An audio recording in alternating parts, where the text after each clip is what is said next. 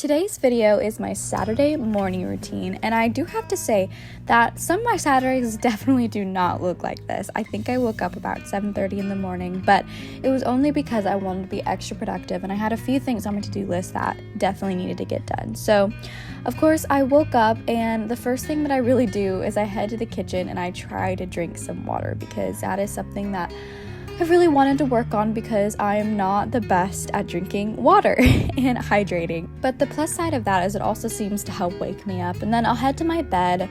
Again, I don't do this every day, but I'm really trying to get better habit of making my bed. The next step would definitely be skincare. I've been really trying to be consistent with using my toners, my serums, and sunscreen. But right now I'm just making sure I start with a few different things and then get ready for a good shower. After my shower, I'll normally try to take my little allergy Allegra because I just have terrible allergies in the winter, and I'll do the rest of my little skincare with those serums I didn't do before shower.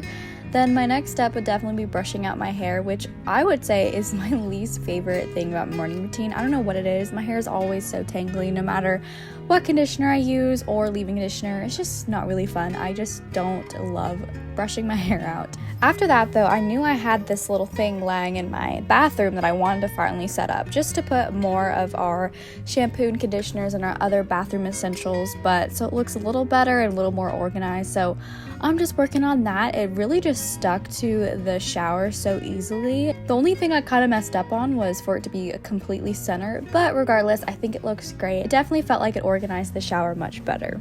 This is definitely a normal thing for my mornings, is heading over to make some matcha.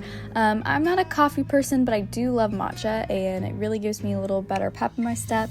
Sometimes I'll add maple syrup to be a little more sweet, but the matcha particularly that I use is actually called sweet matcha. It is just way too sweet to add maple syrup, so I'll just stick with the good old oat milk, add some ice, and stir it all together, and it's definitely one of my favorite parts of my morning routine. These little glass straws I actually got for some of my bridesmaids when I got married and had a few left over, so I love them, and I definitely use them pretty much every single time I make a drink.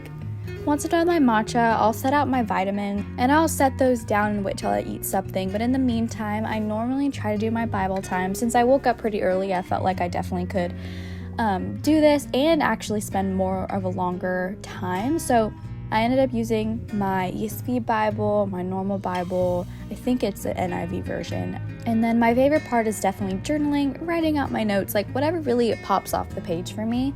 Sometimes I use this commentary I'll put on the screen that really helps me understand a little deeper what I'm reading, rather than just reading for what I see on the page. But right there is my ESV study Bible, and that also really helps just give context to what I'm reading and just understanding it overall. And since 2024 has begun, I have started to read this new book called Gentle and Lowly.